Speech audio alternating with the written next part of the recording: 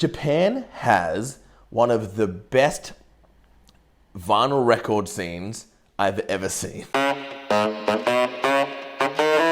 Hey guys, what's up? My name is Chad and welcome back to my musical theatre YouTube channel. I just got back from 2 weeks in Japan. I can't tell you how much I loved it. It was my first ever proper holiday. I've traveled a little bit before, but mainly for music or for work. And this is my first time I was ever able to get away and just forget about work a little bit and just enjoy my time there. I went with my wonderful partner Heidi. We spent 2 weeks. We went through Tokyo and Osaka and Kyoto, Hiroshima, and then back to Tokyo. Now, I don't know if you've gone before or if you are even into musical theatre vinyl records, but what I discovered while I was there is that Japan has one of the best vinyl record scenes I've ever seen. Like in Sydney, Australia, we've got a pretty good record scene. Like it's not too hard to find a place to buy some records.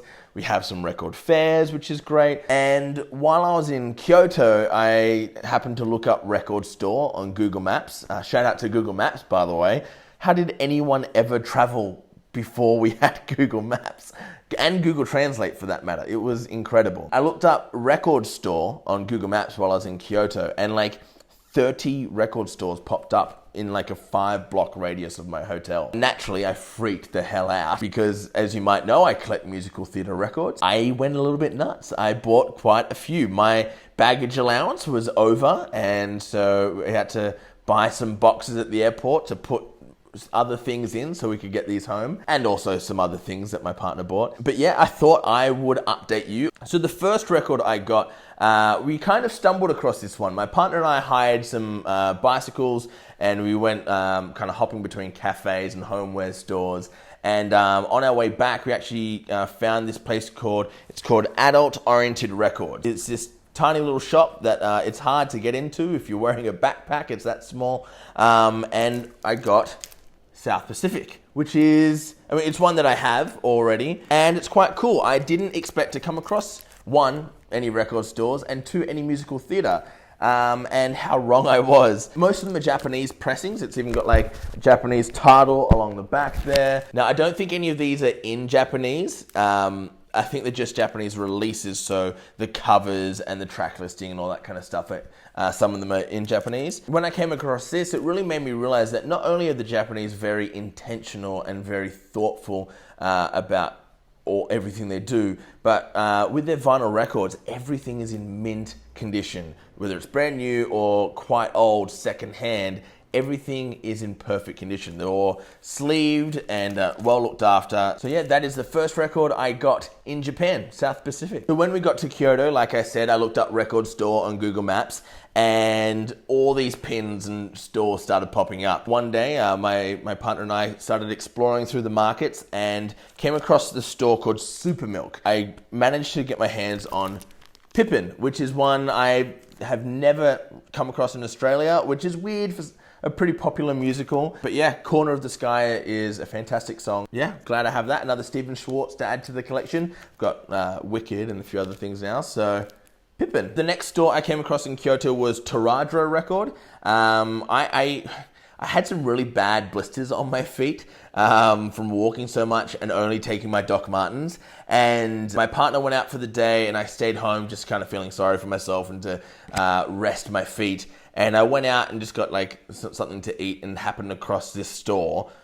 You can accidentally come across stores, which is awesome. And I managed to find Barbra Streisand's Greatest Hits, Volume 2. That's fun. Nice little babs. And this pressing of Hair, which I've never seen before. So I grabbed it straight away, and then I saw it in every single store after that. So not particularly rare, I don't think. It's just the Japanese pressing, it must be. Okay, so this next store was called Workshop Records, still in Kyoto, and I was not expecting just how many amazing musical theatre records they would have.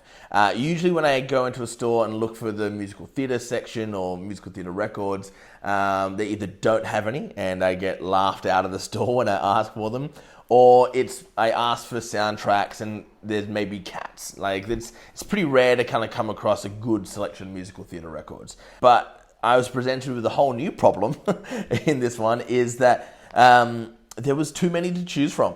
Like, I had to leave heaps back there. And there's so many that I even took to Twitter to ask some friends, shout out Jensen, about which records I should get. So from this store, I got 5 records. So I got The King and I from the original motion picture soundtrack. I got Oklahoma, the original Broadway cast, that one there. I also got my first ever Gwen Verdon musical, which is Sweet Charity. And then my least favorite musical, as some of you know, is Tommy. But I figure if I'm ever going to get my least favorite musical, it's in pristine condition. It was quite affordable, and it was in Japan. So I feel like there are 3 great reasons to nab my least favorite musical. And the last one from there is Annie Get Your Gun, which is Ethel Merman, which is super exciting. My first Ethel Merman record. And I mean, look, it's got a few stains on it. But all things considered, it's in really good condition. This was released in 1966, and it's still in reasonably awesome condition. So that is Workshop Records, probably my favorite store in Kyoto. So this next store was Happy Jack, which is this small, stinking hot room. And yeah, and they had quite a few records too, but I had just bought a whole bunch from Workshop Records, so I only got this one here, and it's Pal Joey, which I've never seen anywhere. It's Rodgers and Hart.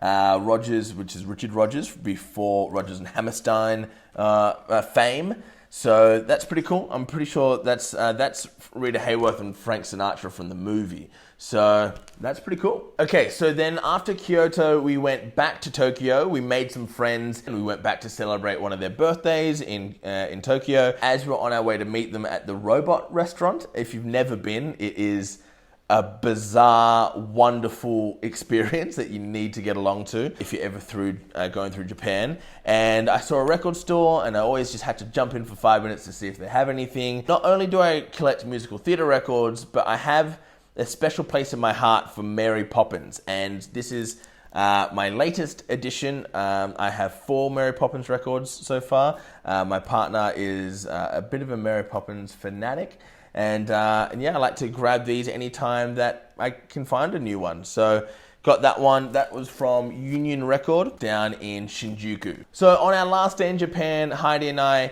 needed to kill a little bit of time. We're staying in Akihabara, and we weren't flying out till the night. So we'd kind of put off all of our buying stuff until that day. So went and bought some other little knickknacks and a cold brew kit and a few other things.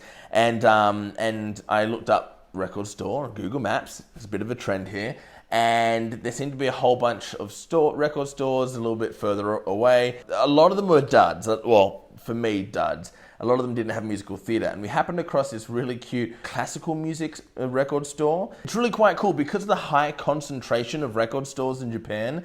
Quite a few of them are specialized. I saw a lot of punk stores, or this was a classical music store, and some were just 80s music. So that was quite cool. But I came across a Porgy and Bess record, and my mum is obsessed with Porgy and Bess. She actually put it on at the Canberra Theatre many, many years ago with the original cast and production crew. So yeah, I thought that was quite cool. It was really the only thing I walked in, I was like, okay, definitely not getting anything here. It's all classical. And then it popped in my head, wait a second, Gershwin. So I asked the guy, and it was really lovely. Porgy and Bess. The last store I came across in Japan, I don't know the name of it, but again, I'll put it on the screen.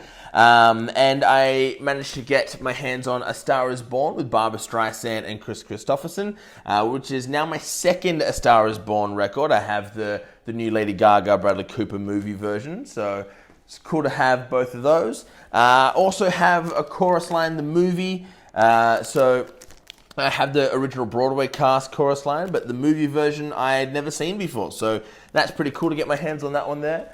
And the next one is Thoroughly Modern Millie, the motion picture soundtrack. And it's Julie Andrews, Mary Tyler Moore, and Carol Channing. So a bit of an all-star cast, which is pretty exciting to have. Yeah, really kind of fun to find that one as well. that's about it for my Japan vinyl record haul. I was pretty surprised and pretty grateful at the incredible selection I was able to find and the amazing quality of the records. Have you been shopping for vinyl records in Japan? I'd love to know the stores that you found yourself at. Question of the day: what was your favorite musical out of all of these? I'm probably going to say Sweet Charity and Pippin, I think. Let's go with those two. If you like musical theatre and you want to see more content like this and just about musicals in general, please consider subscribing to the channel. There's a whole bunch more coming in the future. I'll see you next time.